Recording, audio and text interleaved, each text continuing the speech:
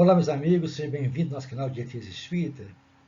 Hoje a gente vai focar um assunto também motivo de discussão, uma vez que Jesus mexia com a nossa lógica, mexia com o nosso pensamento.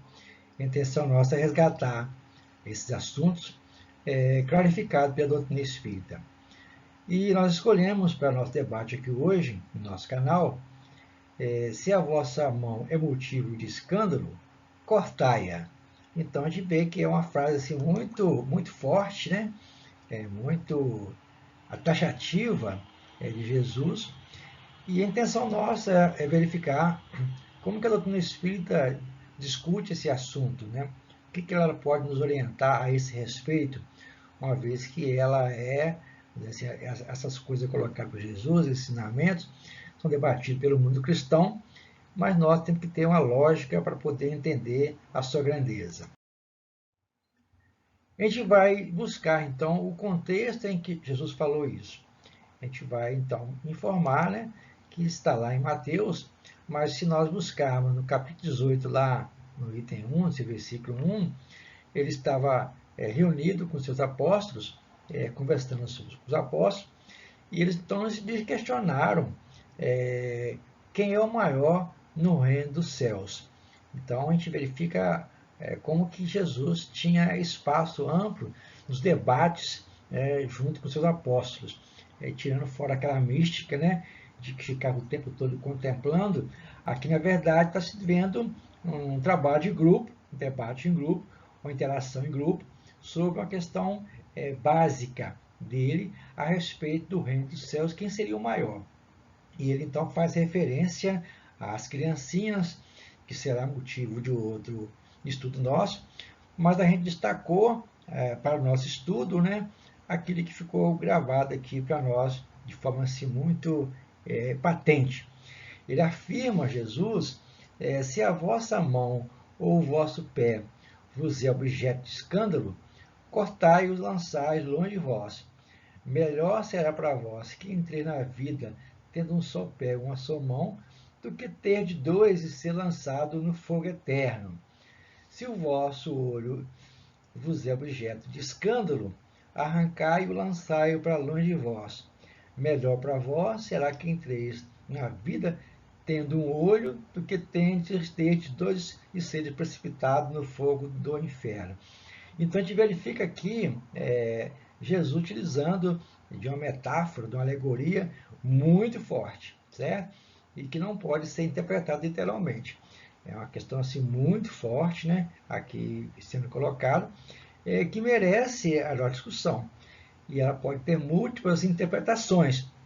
E nós, a gente vai interpretar a lógica da doutrina espírita.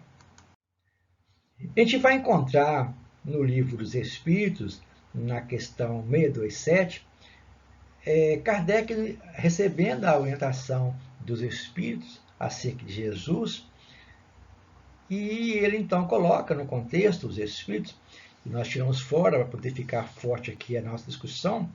Ele fala o seguinte, que o ensino de Jesus era frequentemente alegórico e em forma de parábolas, porque ele falava de acordo com a época e lugares. Faz-se hoje necessário que a verdade seja inteligível, seja compreensível a todos. É preciso, pois, explicar e desenvolver essas leis. Tão poucos são os que a compreendem, ainda menos os que as praticam. Então, aqui faz já um alerta, né, sobre o que foi colocado por Jesus. Ele utilizava de uma palavra, né, de forma alegórica, a fim de mexer com a nossa mente. Apesar de se passar mais de 2020 anos, ainda é uma incógnita, porque as pessoas ainda não interpretaram esse assunto. É uma parte do ensino moral de Jesus que é, vamos dizer assim, irretocável. Mas não podemos, então, analisar de uma forma assim abrupta. Temos que analisar que ele falava de uma época. Mas até hoje ainda existe necessidade de se contar algumas parábolas, mas trazemos para a nossa atualidade. Então, para que todo mundo então possa compreender a sua essência. Então, era isso que Jesus fazia, era isso que Kardec fez, era isso que Sócrates fazia. Desenvolver na nossa intimidade o gosto pelo saber, o gosto pelo desconhecido. Isso é importante para aquele que é adepto da doutrina espírita. A gente vai verificar, então, isso aqui, né, de acordo com a época e locais que tinha esse ensinamento. Mais na frente, a gente vai verificar Allan Kardec, através dos Espíritos, e aqui no caso Kardec, vamos dizer assim, explicando como que ele entendia essa ação. Ele fala que, no sentido vulgar, escândalo se diz a toda ação que, de modo ostensivo, vai de encontro à moral ou ao decoro. O escândalo não está na ação em si mesma, mas na repercussão que possa dar. A palavra escândalo implica sempre a ideia de um certo ruído. Então ele fala o seguinte, que o escândalo em si ele é passageiro, mas as consequências, as repercussões futuras é que vão realmente balancear a pessoa. Então é um caso muito grande para pensar a esse respeito.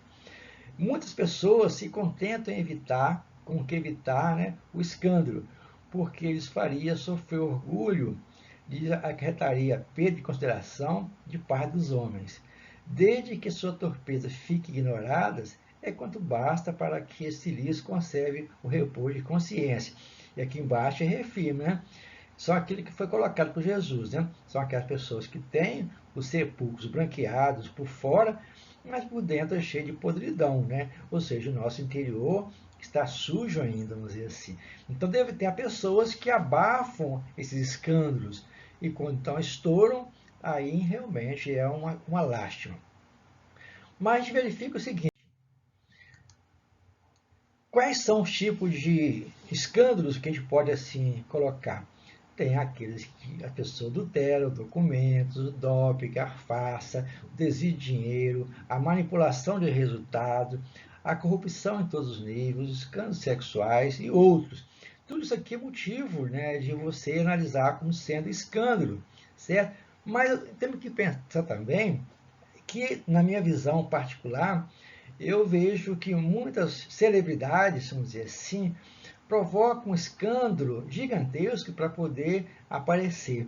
Eles utilizam do marketing que tem, provocam um escândalo para ficar na mídia. Só analisar hoje em dia o nível, né, baixo das pessoas, né, com tatuagem, uma série de coisas assim, tanto assim estranhas, né, que provocam uma repercussão. De repente estão na mídia, né, estão aparecendo, e com isso, por trás, tem aquele marketing do escândalo para poder com isso ganhar dinheiro, né, para poder aparecer a marca da roupa que ela veste e por aí afora. Então a questão no dia de hoje é para poder repensar esse tipo de escândalo que foi colocado por Jesus. No sentido evangélico, a gente vai verificar que o escândalo é sempre, né, o resultado efetivo do mal moral. No fundo, é a questão moral que faz com que as pessoas, de forma desequilibrada, provoquem o escândalo. E então, para poder assim entendermos, a gente verifica que por estar no mundo de provas e expiação, nós então temos esse fator de escândalos acontecendo em todos os níveis. E as vítimas, primeiramente, são as próprias pessoas, pelos inconvenientes que elas acabam provocando, vamos dizer assim, né? E aí fala que quando estiver cansado de sofrer, ela procurará um remédio. Nesse caso aqui, a gente verifica que através da reencarnação é que poderão então surgir, vamos dizer assim, as consequências mais fortes daquilo que foi colocado por Jesus na questão de nascer com problemas na ordem física ou emocional, resultado do seu passado. E na conclusão colocada por Kardec, fala da questão, né, que a cortar a mão é uma figura enérgica e seria absurda tomar ao pé da letra, né? E nós temos que ter na cabeça que quando fala em cortar o que for, né, é arrancar do coração, da nossa intimidade, todo sentimento impuro e toda tendência viciosa. Isso que é cortar. À medida que eu vou, então, conhecendo a verdade, eu vou me liberando, eu vou me cortando. Daí, nós temos que analisarmos, né, a questão colocada por Jesus de forma alegórica, mas que, no fundo, tinha um conceito moral profundo. E através da doutrina espírita, que aceita, que divulga, que explica a reencarnação, fica mais claro. A gente poderia sim usar um refrão comum, que fora da reencarnação não há explicação para muitos casos que nós conhecemos. Fica o nosso agradecimento a vocês pedindo que continuem a acessar nosso canal, se inscrevendo, compartilhando com amigos, porque a intenção nossa sempre é esta, de criar debates, criar raciocínios lógicos a respeito do que é a doutrina espírita. Um grande abraço e até outro momento em nosso canal.